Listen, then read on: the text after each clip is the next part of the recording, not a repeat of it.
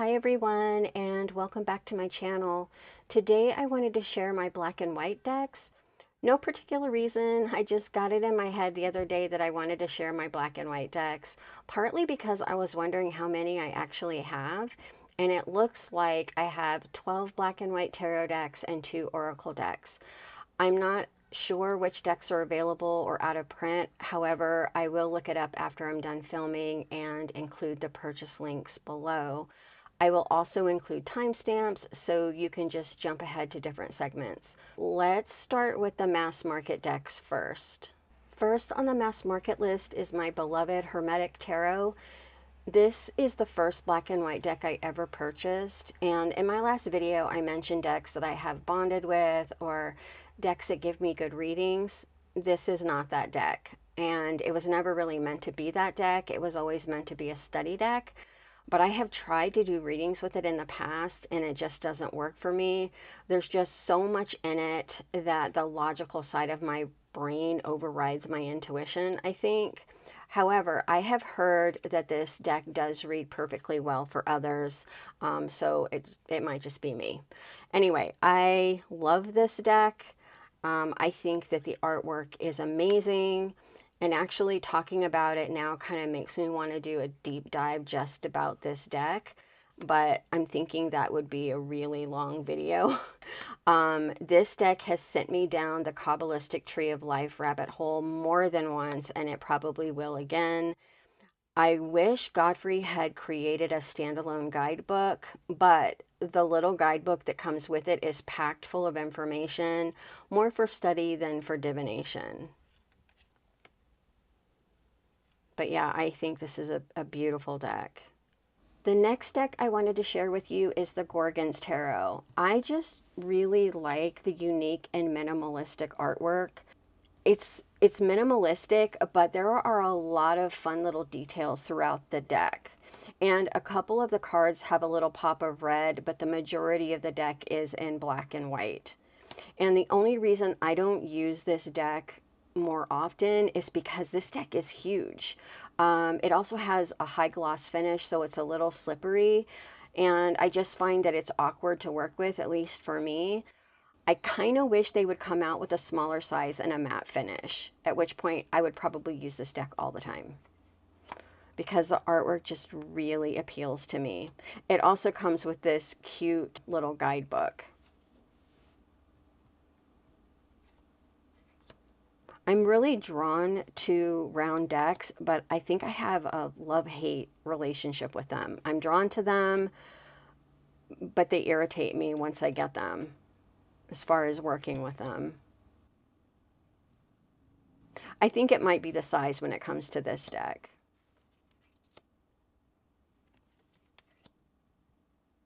Next is the Symbolic Soul Tarot. This clever little deck is just one of my favorites. Some of the images are a little morbid, but there's a lot of humor in this deck as well, and I really like the artwork. Plus, I get really good readings with it. It does have gold accents, as you can tell, so technically it's not just a black and white deck, but I still feel like it qualifies. It also comes with a cute little guidebook. I love this Hermit card so much.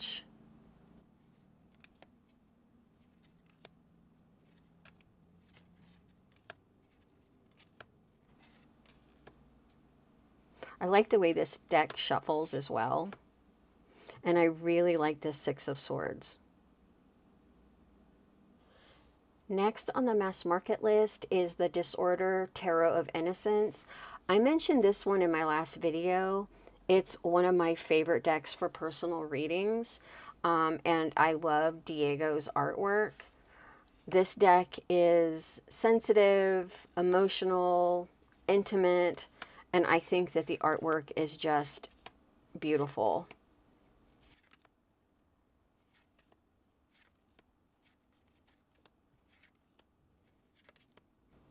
I really like the cardstock of this deck. It shuffles really well.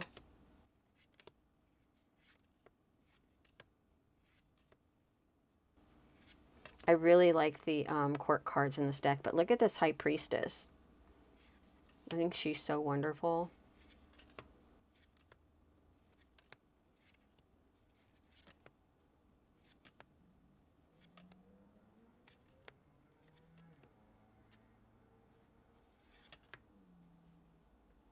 Next on the mass market list is Morgan's Tarot, and even though it is called that, technically it's not a legit tarot deck. Nothing about it fits into the tarot structure. In fact, it doesn't have a structure. It reads more like an oracle, but this deck is so much fun. It's done in this quirky retro line work with like this 60s, 70s vibes. It's very minimalistic. It was originally published in 1970. This is the 1983 edition. I got mine sometime in 2009 when I lived in Asheville. My housemates picked it up for me from this used bookstore around the corner from where we lived.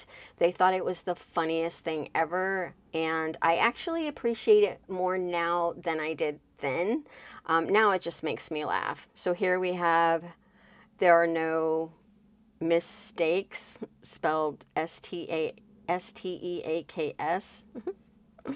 Um, Go on, off, on.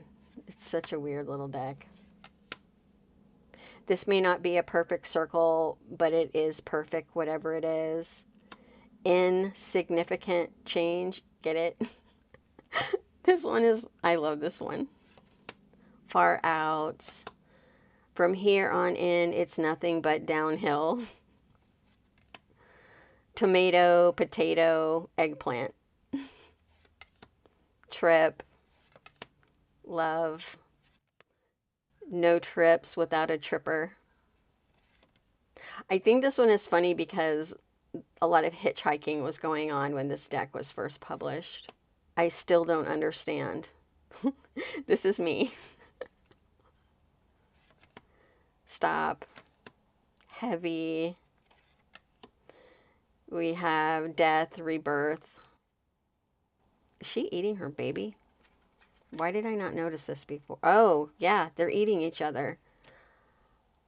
I have had this deck for years and I never picked up on that. He's eating her, she's eating her baby. Wordless, tee hee ha ha. I come from a different planet. The last indie tarot deck on the list is the Phantomwise Tarot, and Phantomwise references Lewis Carroll's poem, A Boat Beneath a Sunny Sky, Still She Haunts Me Phantomwise. And you can see that this first card, the full card, is an image of Alice chasing the white rabbit, and you can see her little cat Dinah. The book doesn't say that's who it is, but it's pretty obvious, and clearly she's inspired by Lewis Carroll.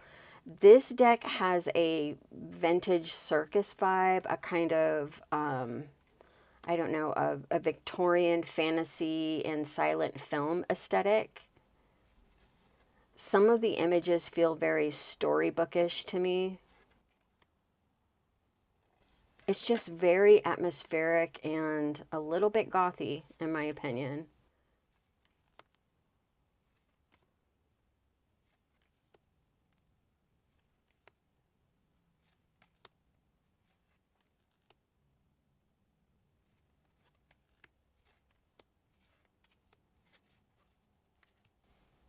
I really like this Nine of Pentacles. I just really like the Nine of Pentacles, and I like this Three of Cups as well. First on the indie list is the Dark Days Tarot. This is the second edition. She also created another square deck called the Mother Tarot. And whereas the Mother Tarot has this bright, colorful aesthetic, the Dark Days Tarot has a lunar, shadowy aesthetic, and it focuses more on dark moon wisdom, so it can be used to do shadow work. I pretty much use the Dark Days Tarot whenever, but it is a wonderful deck to use during the dark moon phases. Also, the background of the major arcana is white, and then the minor arcana, the background is black. I also really like the little guidebook that comes with this deck. She also explains in her book how to read the moon phases. Let me see if I can find it. She talks about how if the card is upright, then it's the dark moon. If it's pointed to the right, it's the waxing moon. And then if it's pointed down, it's the full moon. And then if it's pointed to the left, it's the waning moon. I never use it in that way, but I think that's really cool.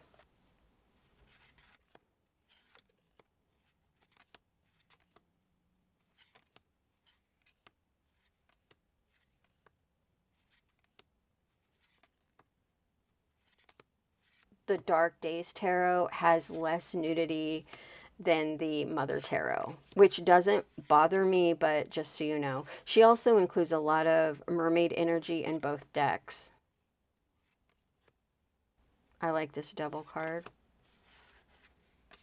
See a lot of mer people.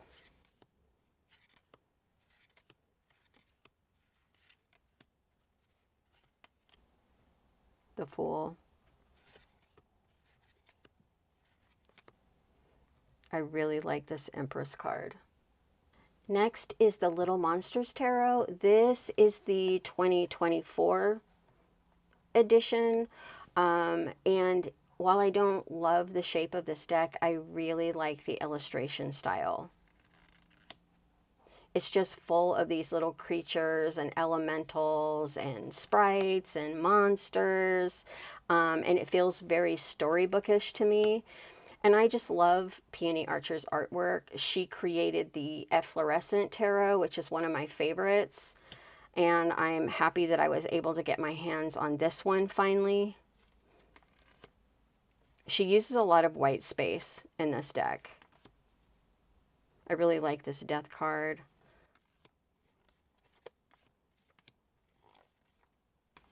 The Star, the Moon.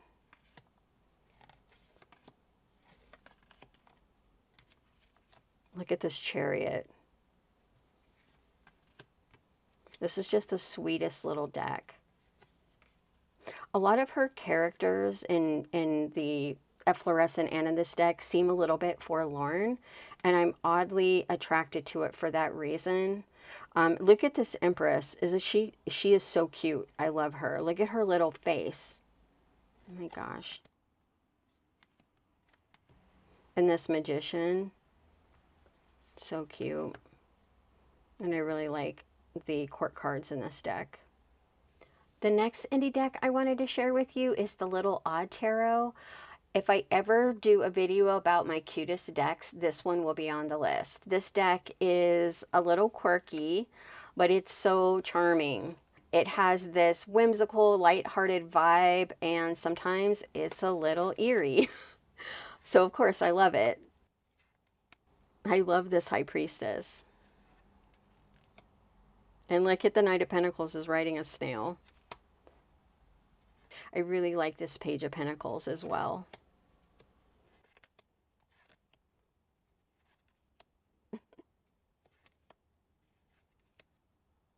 Look at this Judgment card.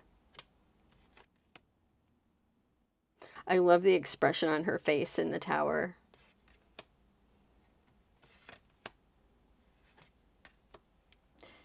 Next on the indie list is the Goliath Tarot. This is the second edition. I do have the third edition on my wish list. This is one of the few animal themed tarot decks that I use more consistently. And it doesn't just have animals, it also has things that are found in nature. And it's just such a beautiful deck. The second edition comes with this companion book. It's very detailed. He includes information regarding his journey, his creative process, and in-depth information about the cards themselves, which I love. This deck also comes with bonus cards, which I look at but rarely use.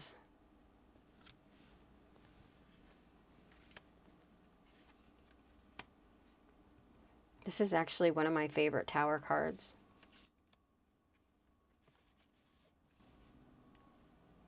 Look at this Knight of Wands.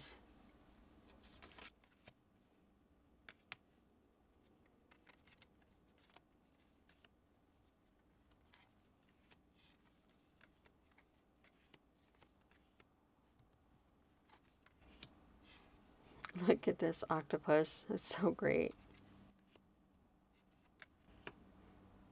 I love this Five of Wands too. Isn't it so beautiful?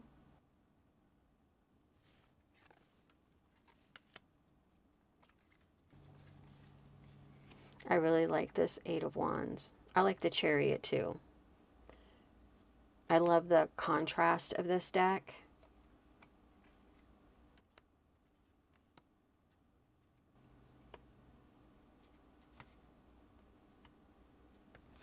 Next on the indie list is the Cosmic Beings Tarot. This one also goes on my cutest deck list because, oh my gosh, this deck is so adorable. I love the whimsical and other like worldly vibe of this deck. And technically it isn't just black and white. It does have pops of red, but I couldn't leave it out and I still think it qualifies. Also, the little guidebook is surprisingly good. She does include information about her artwork, which I like. And Joanna also created several other decks. Every single one of them is adorable. I have them on Stero in the pocket size. I may be partial to the Cosmic Beings Tarot, though. I'm hoping she'll offer it in the pocket size at some point because I am not going to lie, this deck is a little hard to handle for me. It's pretty big. I knew it would be, but I couldn't resist it. I'm just in love with the artwork. I think it's wonderful. And it reads surprisingly well. But isn't this deck the cutest thing? Ugh, I love it.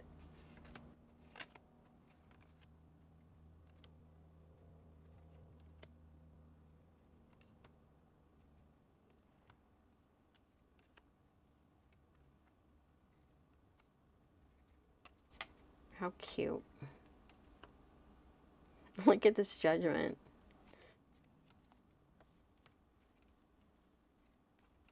I love this star card. I think she's wonderful. And the Tower cracks me up. Last on the indie list is the Interim Tarot, and I think this is the second edition. I was attracted to this one for the surreal, dreamlike images.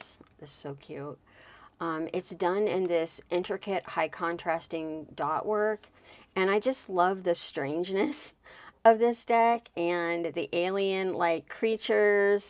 I like the environment that they live in. I really like this deck a lot. And like the Phantomwise Tarot, there is a reference to Alice from Alice in Wonderland in this deck. I love this Hermit card.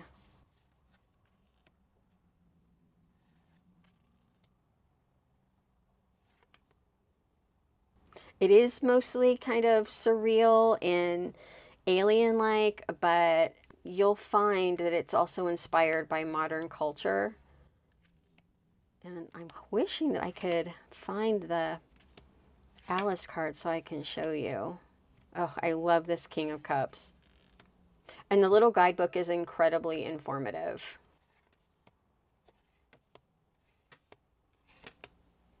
Look at this Nine of Cups.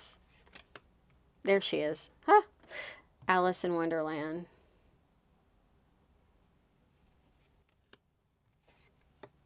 I really like this death card.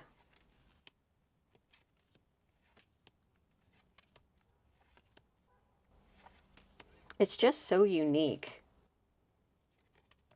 And some of the cards are really funny. Like, I think this one is really funny.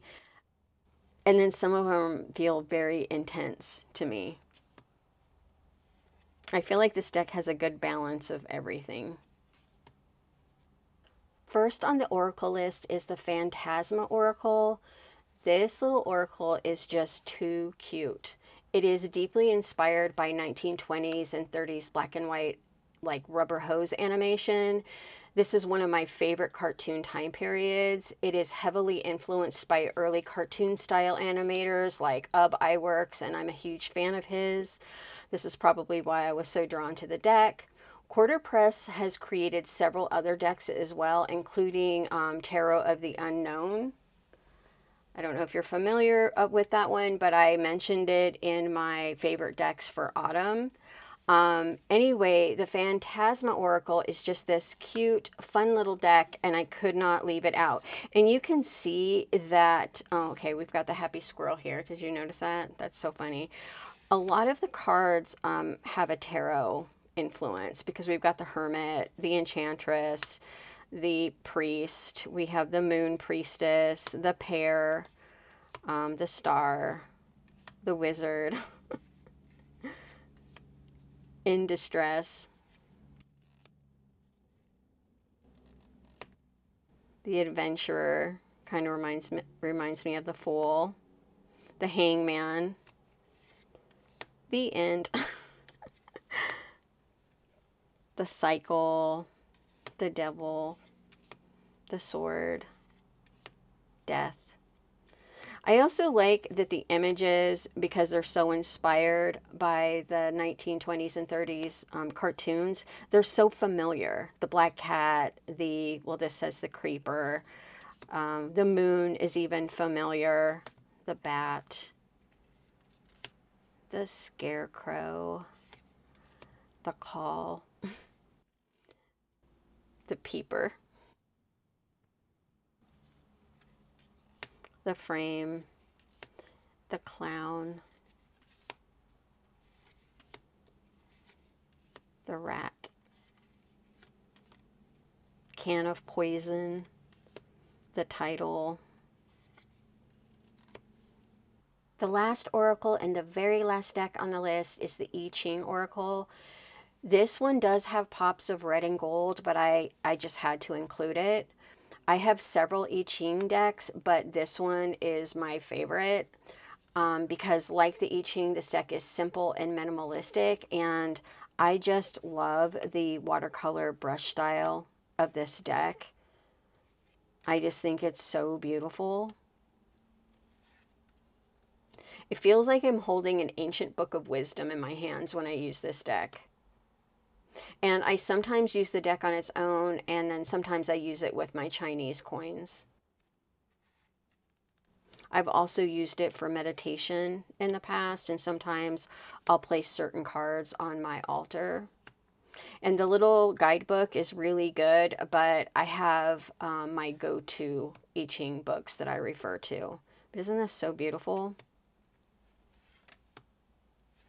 I feel like this deck has the perfect amount of white space.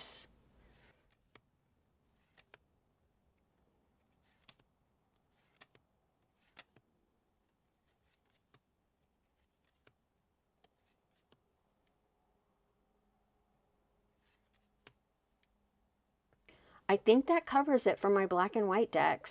I actually have several black and white decks still on my wish list, if you can believe that, but I am open to suggestions, so please let me know in the comments if you have any favorite black and white decks that you'd like to share.